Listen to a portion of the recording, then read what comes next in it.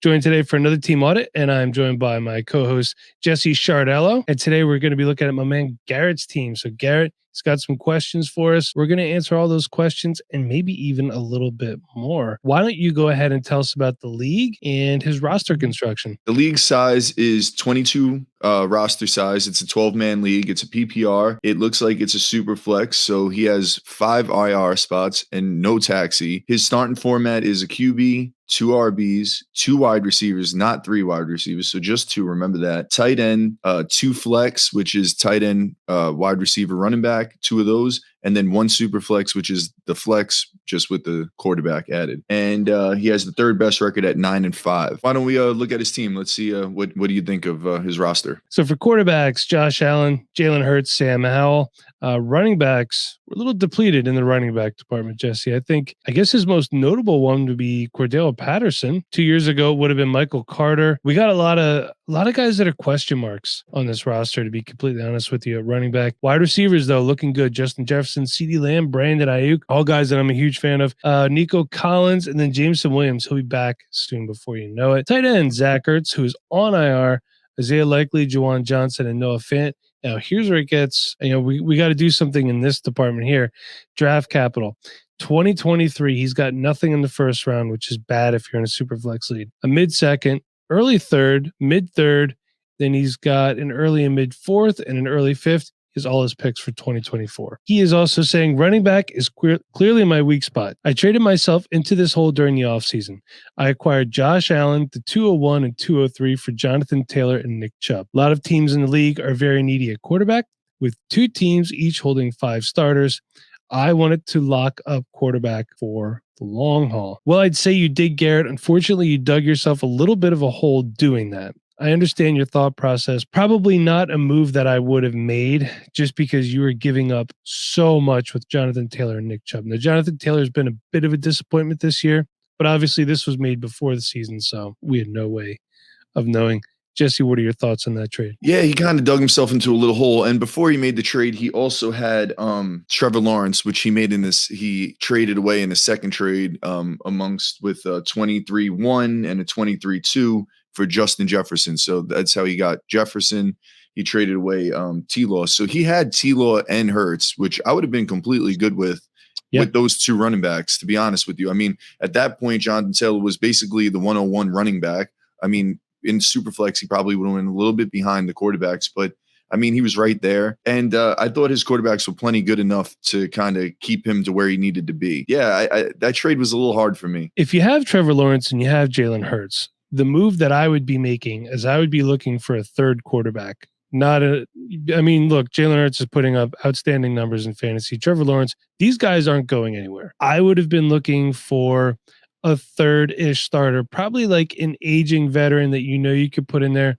I would have traded for like a Jared Goff. I would have traded for a Kirk Cousins, a guy of that ilk, your bye week guy. Yeah, I completely agree. I mean, he could have took the 203 and got Cousins, or 201 and gotten Cousins. I mean, and I love that team then, because Cousins now is your QB3, and now you still have Taylor and you still have Chubb with, T-Law and Hurts. Hindsight being, we didn't know what Hurts was at that point, right? So maybe he looks at it, at that point, Hurts was kind of fringe, but still, I still kind of like that a lot better. So what you do too, one thing I do also, Garrett, when you have a lot of teams that are really clogging up all the starting quarterbacks, be really active on the waiver wire. I mean, there's guys every year starting games that you never see coming. Mike White started this past week. Kyle Allen started this past week.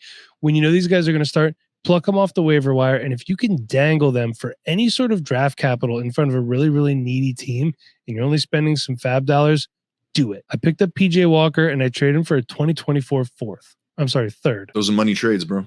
That's it. And he cost me $10 Let's move on from that trade. So right now we're going to be looking at his needs and where we think the team is going to be going. So Jesse, let's start with you. What do you think is the trajectory here? So I think this team is retooling. It's obviously too top heavy to be in a complete rebuild. And I don't think it's good enough to be in a championship mode. He might win some weeks because how good his elite players are. But teams that are this top heavy can typically kind of miss with an injury or, something happen. So I would personally retool this roster. Yeah. And I would move a lot of what we're going to talk about in the next segment or so is, a lot of these secondary pieces for, capital. And that's kind of how I would go about it. What about you? You did also say that a 22-man roster feels small for Dynasty. Yeah, for sure. Definitely small. Yeah, I agree with that too. I mean, you're starting 9, but still, that doesn't really give you a lot of flexibility. And especially when we look at it, that there's no taxi squad. Yeah, he has like no real dead spot neither, no dead roster spot. Like, no flexibility, like fun, where you can kind of take flyers on guys. Everybody's kind of usable. So my team trajectory, like Jesse said, it's a retool. Really nice cornerstone pieces here with a lot of question marks too. And again, league-wise, I would advocate for a taxi squad. It's something that benefits everybody. Jesse, let's go back to you and let's talk about your team needs. So I think his team needs, one is RB retooling, massive retooling job. He could use the RB1, which is going to be expensive. He's going to have to maneuver for that. His second team need is a quarterback 3. And then his last team need, in my opinion, is draft capital. I don't think a second and 2/3 and then some 4ths and a 5th is going to do a whole lot for you. So we're going to have to really be creative with this roster to get to where it needs to be. Pretty similar to yours, a third quarterback room restructure. This might be one of the cases where you're selling off your better assets to kind of recoup and retool a little bit. Secondly, running back upgrade. Your running back room looks like you were playing 0 RB when you drafted. And hey, let's be real. You could win championships like that if that's how you started out and that's how you wanted to go about it. And every dynasty roster looks like 0 RB at some point during the season. And thirdly, tight end upgrade. I mean, Zach Ertz getting older, Isaiah Likely, a lot of hype around him preseason, but I haven't really seen it too much. I don't think Juwan Johnson is sustainable, and Noah Fant's just been a massive question mark out there in Seattle. So, Jesse, let's kick it back to you. What are some of the core players that you have that you think you could build this team around? I mean, his core players are kind of obvious, but it's Josh Allen, it's Jalen Hurts, Justin Jefferson, CeeDee Lamb, and I love Jameson Williams. He was one of my favorite wide receivers coming out this year. I think he's going to light the league on fire. So I'm really excited for Jameson Williams. So I would say those 5 are my, core players for sure. I had the same 4, but I left out Jameson Williams. The only reason why is because this is such a shallow roster and Jameson Williams has never seen the starting lineup. So I'm okay with moving on from him if I have to get something that I know I could put in my lineup now. Let's talk about some cuts, trade pieces, and trade targets. Jesse, let's start with you. Yeah, I mean, I think the only cut, I'm sure there's a few other ones, but the glaring cut is Woods. I mean, I would, Robert Woods is pretty much droppable at this point. As far as trade pieces go, I mean, Ayuk, I would love to move him. I think his value right now is peak pretty much as high as it's going to go. He's kind of outplaying Debo at this point. And what I'd be looking to get is maybe George Pickens. I love George Pickens. I know that I said you have other needs, but if you could always move a wide receiver, for a better one, I like that idea a lot. A late 1 and an early 2, plus a little something, a little sugar on it. Cordero Patterson's another guy I would look to move. If you can move him now, would be a perfect time because playoffs are going and he can be kind of helpful. I would try to get a late 2nd. And then any third. What we're trying to do right now is I'm trying to package you with enough 2nds and 3rds where you can kind of jumble those together to get into the first round. Because I unless you want to break apart your elite players, that's kind of the way you're going to have to do it. Pacheco's another guy that I'd be looking to move. I would actually look to move him right now since he's the starter over there in Kansas City. His value is going to, I don't think, goes any lower than this. I actually saw on the Dynasty Trade Finder a first. Someone traded a first for him. If you can get a first for him, you absolutely accept that. Smash it, take it twice. God, yeah, that's an amazing trade. I like Pacheco, but I'm not paying a first for Pacheco. No doubt. No shot. And dude, we see it all over this league, man. Running backs with no draft capital get replaced over and over and over again. So I would absolutely look to move him. Another move that I'd be looking to make is Ertz plus a sweetener for Dolch. How you pronounce his name? Dolchich, sorry. But yeah, that's a guy I'd be looking to add, a young stud tight end. And also I have another thing in different segment for you. Obviously, you just got to break apart this running back room, man. You got a lot of handcuff running backs. So try to move the handcuff running backs, Elijah Mitchell, Michael Carter, James Cook, these type of guys, and try to get basically any draft capital you can. If you want to keep Cook, I get it. You probably paid 201 for him, so or 203. Yeah, But it's right around there. yeah, I'd be looking to kind of just pivot off of him if I could. What about you, man?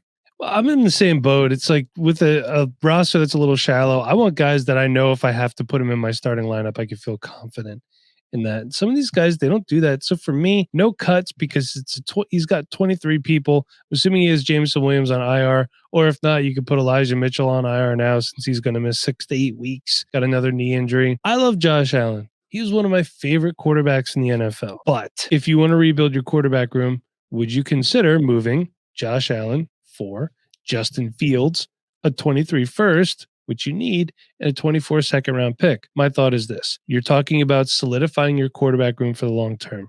Justin Fields is going to do that. The Chicago Bears are committed to him. With that 23 first, package that up with some of your seconds that you're getting in possibly other trades, move up, get a better first round pick, and pick another quarterback. So you just turn Josh Allen into 2 quarterbacks. That's how you solidify it long term. Juwan Johnson, because I don't think it's sustainable. I'm not a Juwan Johnson believer. I could be wrong. Bookmark this so you can tell me I'm wrong in a year. I'll say, hey, good job. I was wrong. I would move Zach Ertz for a third. Zach Ertz on IR. Zach, I love you. Love everything you did for the Eagles. You're so fun to watch you, but I'm moving off you everywhere I got you. And then Jesse talked about this before, but my lesser running backs like Pacheco and Jackson, I'm moving off these guys. I like what you said, breaking up the running back room. Get these guys, get some draft capital. I'm not spending a first on Pacheco. And I like him. I was laying in bed with the stomach bug watching Pacheco play. He's a violent runner. But Jesse's right. These guys that have no draft capital, they get replaced quickly. Hell, even guys that have good draft capital get replaced quickly anymore if they're not doing anything. And then last one, James Cook. I'll take a second for James Cook. Try to get back what you paid for him. Get the second. I'll move off James Cook gladly. If you make some of these moves and you get a bunch of seconds, even if you can't do the Josh Allen for Justin Fields trade, if you could package these up and get into the first round and get a starting caliber quarterback, you're going to be good to go. Even if you can move like a CeeDee Lamb for Drake London plus a first, I know it sounds kind of a lot, but at this point you could probably get a lot for CeeDee Lamb type if you don't want to break up the QB room. I know that he just traded for Jefferson, but at a point he's going to have to break up one of the big four unless he just wants to go into like a 2-year, almost rebuild sense. Or a 2-year retool. Yeah, I think you got it spot on, man. It's a strategy. You just got to pick which guy you want to use with. If he doesn't want to move Josh Allen, he could move one of the wide receivers or Hurts. He has to do it with somebody. All right, Jesse, let's go into rookie targets and our rookie draft strategy. What do you got for us? All right. Well, since he has like kind of mid-second, thirds, I'd be looking to target somebody in the back end of the first for him. Particular, I would try to move some of the capital and then, try to get myself into that back end of the first, the sweet spot. Also, you could always package one of your running backs to move up. You could use, Cook, you could use Pacheco, you could use Patterson, whoever it is you want to use to move up and add to. I always think that's a good idea, man. I love adding a player to a later round pick to get a better round pick. It's a great strategy. It sounds simple enough, but not a lot of people use it. And the player that I'd be targeting, I think, is Michael Mayer. That's a guy who I would target for this roster. Try to get him in that late first, see where he's going in these mocks. Maybe it might be even a early second. And he's the guy that I'd be targeting for this roster in particular. For me, I'm hoping you find a way to acquire some or at least one first round pick this year. That first round pick is going to be really critical for you in rebuilding this team, not just for now to be competitive now, but to be competitive for the next few years. If nobody is biting and giving you 2023 first, like let's say you just aren't able to make a move, get 2024 first. 2024 draft class is far and away better as of right now than this draft class. Can't get anybody now. Try to get Caleb Williams. I would look for a starting quarterback if you can somewhere, obviously, if you get that pick. And then with your later picks, you're going to need your high upside yet cheaper players. Chase Brown, running back from Illinois. Lou Nichols, running back from Central Michigan. Luke Musgrave, tight end from Oregon State. These are guys that I think are going to get draft capital where they might be pushing for a starting spot, especially guys like Chase Brown and Lou Nichols. Hey, you want your next Dameon Pierce? There you go.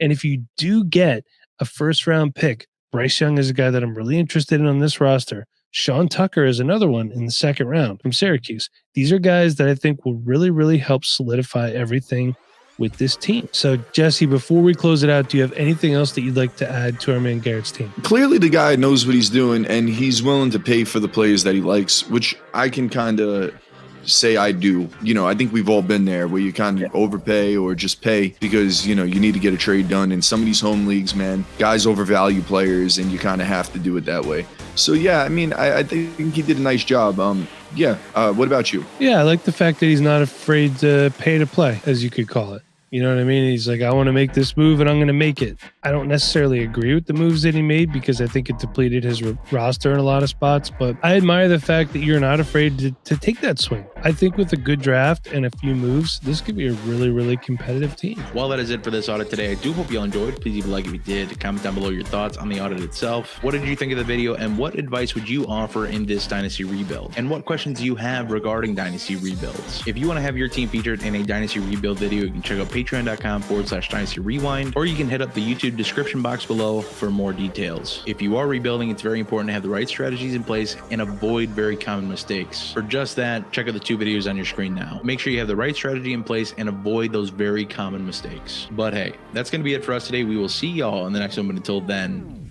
y'all have a good one.